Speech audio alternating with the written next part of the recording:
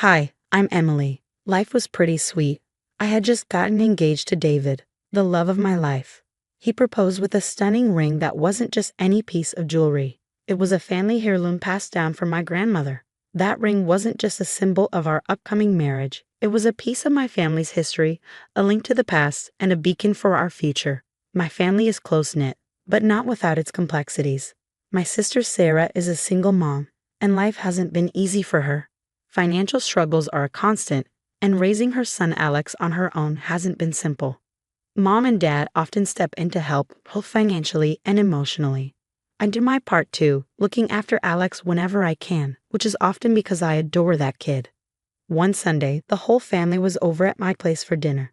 The air was filled with laughter and the savory aroma of Mom's cooking. But amidst the warmth and joy, I noticed Sarah's glances at my ring. They were subtle, but there was something in her eyes, a mix of admiration and something else. Maybe envy or desperation. It troubled me. Wedding plans must be a nightmare, huh? Sarah asked as she sipped her coffee, her eyes lingering on the ring. I laughed, brushing off her tone. Actually, it's going well. David and I are enjoying the process. It's like crafting our dream day, piece by piece. That ring must have cost a fortune, she remarked with a slight edge to her voice.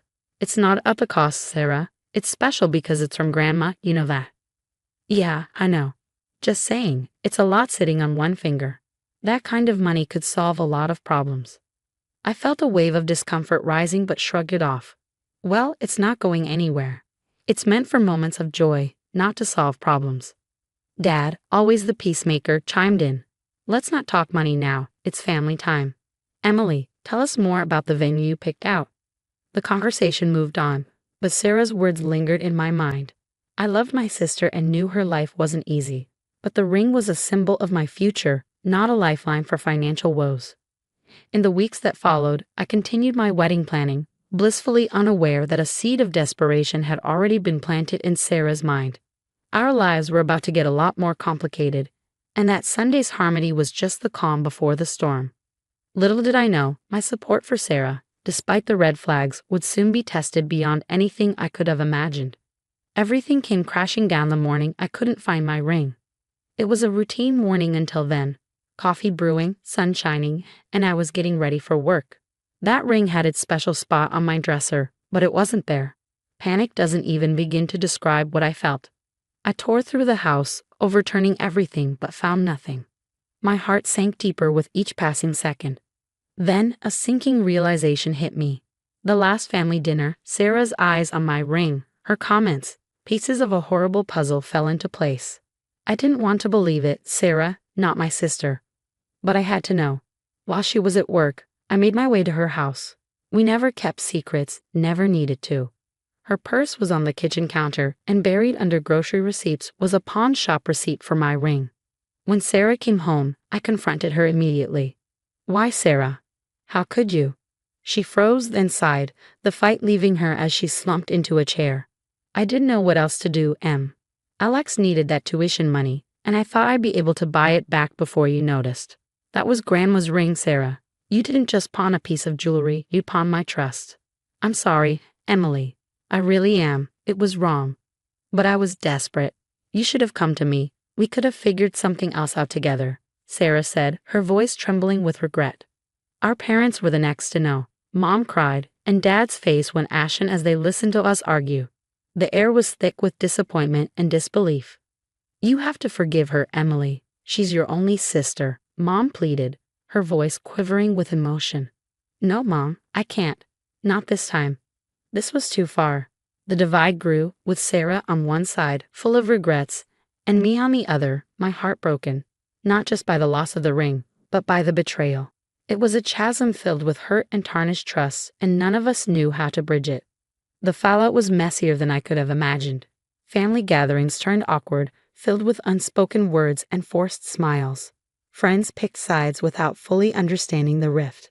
Sarah tried to make amends, offering to pay back every cent, but the damage was done. The ring was just a symbol. What she really needed to return was something intangible, my trust. And that wasn't something you could simply buy back from a pawn shop. I started by reaching out to Jenna, a good friend who had also been hurt by Sarah in the past. Over coffee one morning, I spilled everything. Jenna wasn't surprised.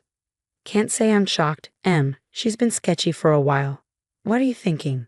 I want to expose her, Jenna, not just for me, but for all of us she's hurt. I'm thinking social media, community boards, anywhere her actions can be spotlighted without me having to go too public. Jenna nodded, sipping her latte. Subtle but effective. Count me in. We spent hours planning, gathering stories from others, compiling evidence, and crafting posts that highlighted Sarah's pattern without stepping into defamation, just the hard truths. Each post was designed to resonate, to make others think twice about the Sarah they thought they knew. It started slowly, a shared post here, a whispered story there, but soon it picked up speed. One evening, I heard from an old neighbor. Emily, I saw your post. I couldn't believe it was Sarah doing all that. Really eye-opening. Thanks for reaching out. It's important that people know who they're really dealing with. As more people talked, Sarah's reputation began to crumble. Invitations dried up, her social circle shrank. The real kicker came when her employer caught wind of the controversy. They called her in, questioned her integrity, and by the end of the week, she was out of a job. Can you believe they fired me over some stupid rumors? Sarah confronted me one day at Mom's house, her eyes blazing. They're not rumors if they're true, Sarah. You did this to yourself. This is how you get back at me, by ruining my life. You ruined mine first, Sarah. I trusted you. She scoffed, looking around as if hoping for an ally. But even Mom and Dad had little to say, their disappointed glances telling their own story. Sarah's voice broke as she spoke again. I was desperate, Emily. I never meant for any of this to happen. I thought you'd understand. Maybe forgive me. Forgiveness isn't just given, Sarah. It's earned. And right now, I can't see myself getting there anytime soon. Leaving Sarah in the living room, I stepped out into the backyard, feeling a mix of relief and sorrow. It wasn't just about exposing her. It was about setting things right, or at least as right as they could be, given the mess. The community hall buzzed with anticipation. It was the annual neighborhood gala, and normally I would be excited. Tonight, though, my stomach churned with a mix of nerves and resolve. Tonight, Sarah's actions would come to light, not just to a few, but to everyone that mattered in our community. As the evening rolled on, whispers grew into conversations. Screens displayed emails, texts, and transactions, all meticulously verified and presented. The crowd's mood shifted as the realization of Sarah's deceit sank in. Can't believe Sarah would go that far, someone muttered nearby. Taking advantage of her own sister, that's just cold, another added. The room's temperature seemed to drop a few degrees when Sarah walked in. Her eyes widened as she took in the screens, the whispering crowd, her world unraveling in real time. Emily, please, can we go outside and talk?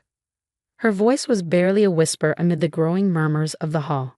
Outside, under the faint glow of the streetlights, Sarah looked smaller somehow, diminished.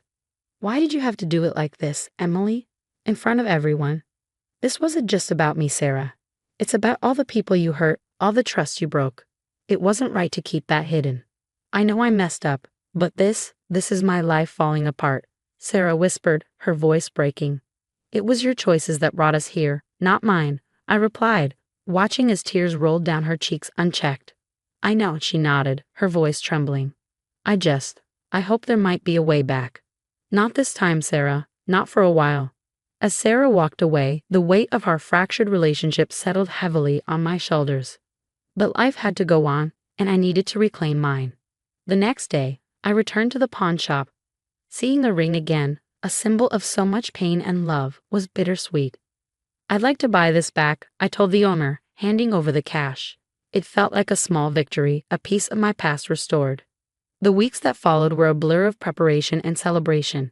David and I decided on a small wedding, just close friends and family who had stood by us through the storm. The day was perfect. As I walked down the aisle, the ring securely on my finger, I saw Sarah at the back. There was no interaction, just a silent acknowledgement of her presence. We exchanged vows under the soft glow of sunset, the simple ceremony a stark contrast to the complexities of the past months. Afterward, as David and I mingled with our guests, I felt lighter than I had in months. You made it through, Emily, David whispered, squeezing my hand. I did. We did. I corrected him, smiling up into his eyes. And as the night drew to a close, I realized that while the path to this point had been anything but straight, every step, every decision had been necessary. Sarah watched from a distance, and I felt a pang of sadness for what could have been. But some distances are necessary, some bridges too burn to cross again. That's the end of my story. Thanks for being here and for listening to my journey. If you found a piece of your own struggles in mine, remember, we're stronger than we think, and sometimes moving forward is the only way. Before you go, I have a question for you. If you were in Emily's shoes, would you have handled the situation with Sarah the same way? Do you believe in giving second chances to family members who betray your trust, or do some betrayals cut too deep to ever forgive? Would you have exposed Sarah publicly or dealt with it privately? I'm really curious to know how you would have approached this situation. It's a tough one, and I bet everyone has a different take on it. Let's get a conversation going in the comments. Your opinions might help someone else who's dealing with a similar situation. Do you think Emily's approach was justified, or was there a better way to handle it? And what about Sarah? Does she deserve a shot at redemption after what she did? If you enjoyed this story or found it thought-provoking, please give the video a thumbs up. It really helps us out. And if you haven't already, make sure to subscribe to the channel for more stories like this one. We'd love to have you join our community. Thanks for watching, and I can't wait to see your thoughts in the comments below.